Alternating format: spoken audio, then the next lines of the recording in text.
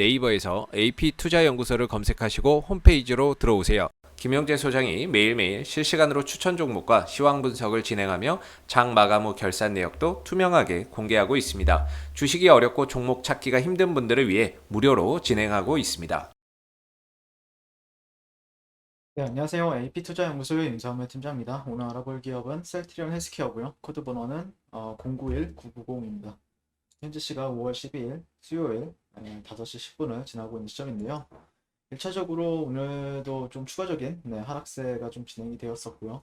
그 다음에 수급을 보게 되면은 전반적으로 오늘 뭐 따로 이제 외국이나 기관 쪽에서는 따로 수급이 들어오지 않는 흐름이고 연기금에서만 조금 방어를 해주는 흐름이었고요.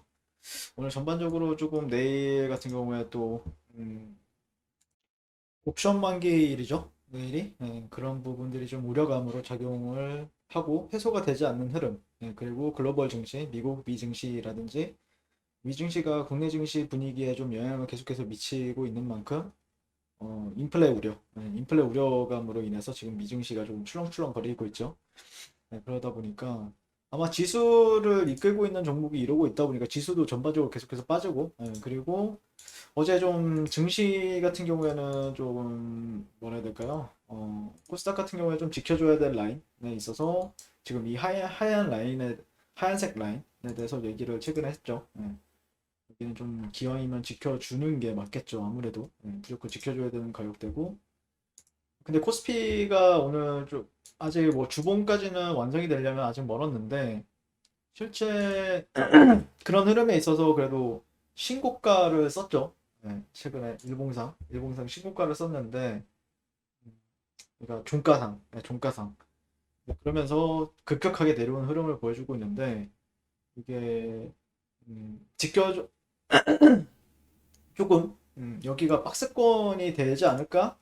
라는 우려 심리가 좀 발생이 되고 있는 시점이에요. 만약에 이 음봉이 어제만으로 끝났으면은 그래도 다른 새로운 신고가를 쓰러 가겠다라고 이제 시장 참여자들은 판단할 수가 있는데 실제 여기를 설마 이게 박스권이 되는 거 아니겠지? 약간 이런 우려 심리가 작용을 했고 그게 또 해외 지수 같은 경우에는 뭐 나스닥이나 S&P의 하락, 그 다음에 다우, S&P, 그 다음에 나스닥의 하락가 이어지는 부분들에 있어서 조금 우려감으로 작용을 하는 흐름입니다.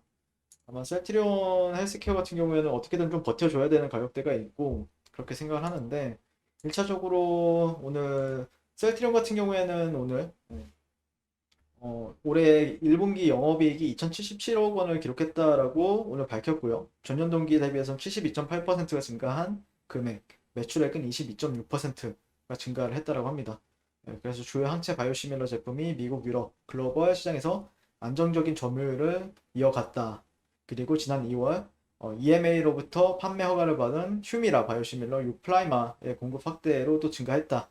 이런 긍정적인 소식이 전달이 되었었는데 다만 이런 부분들에 있어서는 상당히 저는 좋다라고 생각하고 있고 그리고 오늘은 이제 개별적으로는 이제 삼성 바이오로직스 그러니까 이제 화이자 쪽에 이게 물론 이게 사실 무근이다 이제 그 다트 공시를 통해서 아직 아니다라고 화이자랑 하는 거 아니다라고 이제 했었는데 새벽에 조금 그게 이슈가 좀 되었었죠.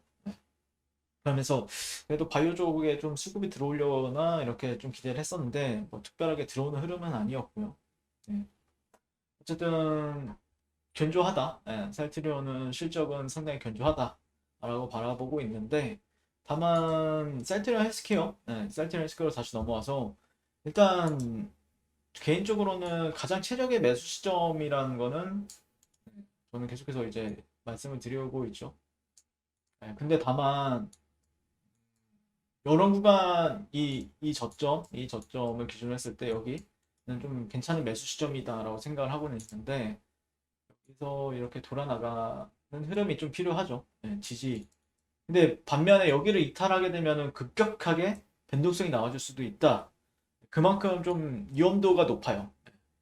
그러니까 잘 잡으면 저점에서 잘 잡게 되는데 또 대응은 잘 하시는 분들 만약에 그렇게 안 된다라고 하면은 실제 조금 돌아나가는 흐름 보면서 진입을 하는 게 조금 더 유리합니다.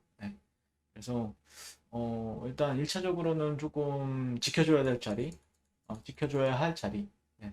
이게 왜냐? 예전에 그런 트렌드를 만들어 왔기 때문에 여기선 반등을 주긴 했죠. 최근에 흐름에 있어서 지난주부터 좀 반등을 주긴 했는데 문제는 이런 구간들은 특별히 이탈이 나오면 안 된다.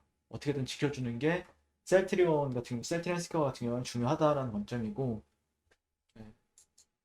이런 데 지켜주면은 뭐 이런 데까지 무난하게 가겠죠. 60선 정도까지는요. 근데 다만 여기를 못 지켜준다? 그러면 좀 문제가 있는 겁니다. 증시가 문제가 있거나 뭔가 갑자기 달러가 급등을 한다라거나 그러면은 조금 그러니까 여러 가지 시나리오를 물론 여기서 올라가면 좋겠죠. 무조건 올라가야 되고 그런 부분이 있긴 한데 만약에 증시가 좀 이상하다, 쎄하다, 그러면은 분명히 달러나 국채 금리가 문제가 있다라는 거거든요. 그래서 그런 관점에서 일단 달러 같은 경우에는 트렌드가 이탈이 나왔어요. 최근에 인플레 우려에도 불구하고 이런 저점과 저점을 연결한 선에서 이렇게 이탈이 나와서 저는 정석은 없겠다라고 하지만 얘가 이런 식으로 회복하지 않는 이상은 실제 여기서 빠지는 게 정석이거든요. 이런 식으로. 그리고 여기서 반등을 주고. 그래서 너무 안 보이죠? 네,